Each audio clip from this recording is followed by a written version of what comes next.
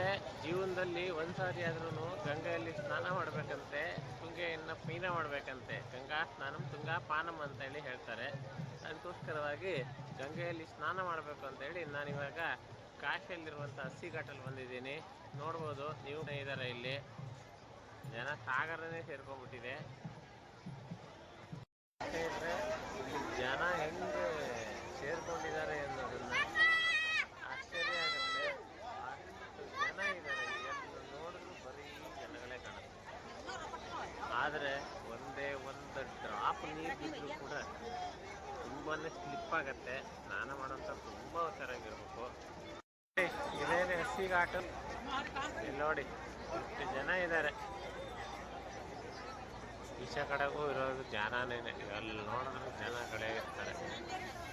ತುಂಬ ಹುಷಾರಾಗಿರ್ಬೇಕು ಇಲ್ಲಿ ಬಂದರೆ ಮಾತ್ರ. ಇದೇ ಹಸಿ ಘಾಟು ನೋಡಿ, ಗಂಗಾ ಮಹಲ್ ಘಾಟ್ ಕಾಣಿಸ್ತಾ ಇದೆ, ವಿವಾ ಘಾಟ್ ಕಾಣಿಸ್ತಾ ಇದೆ. ಜನ ನೋಡಿ ಹೆಂಗಿದ್ದಾರೆ ಅಂತ. ತುಂಬಾನೇ ಜಾರುತ್ತೆ. ಎಷ್ಟು ಜಾರ್ತಾ ಇದೆ ಅಂತ ಕೇಳಿದ್ರೆ ಒಂದು ಡ್ರಾಪ್ ನೀರು ಬಿದ್ರೂ ಬಿದ್ದೋಗ್ಬಿಡ್ತಾರೆ, ಅಷ್ಟು ಸ್ಲಿಪ್ ಆಗ್ತಾ ಇದೆ. ಸ್ನಾನವನ್ನ ಮುಗಿಸಿದ್ದೇನೆ. ಚಳಿ ಅಂತೂ ವಿಪರೀತವಾಗಿದೆ, ಕಾಲಿಡಕ್ಕಾಗ್ತಾ ಇಲ್ಲ. ಆದ್ರೂ ಮಾಡಲೇಬೇಕು. ಬಿಟ್ಬಿಟ್ಟು ಬಂದೆ. ಬೋಟ್ ಕೂಡ ಹೋಗ್ತಾ ಇರುತ್ತೆ, ಪ್ರವಾಸಿಗರಿದ್ರೆ ಬೋಟಲ್ ಕೂಡ ಹೋಗ್ಬೋದು, ಅವಕಾಶ ಇದೆ. ನಮಗೇನು ಅದೇನು ಹೊಸದಲ್ಲ, ನಾನಂತೂ ಹೋಗ್ತಾ ಇಲ್ಲ ಅದರಲ್ಲಿ.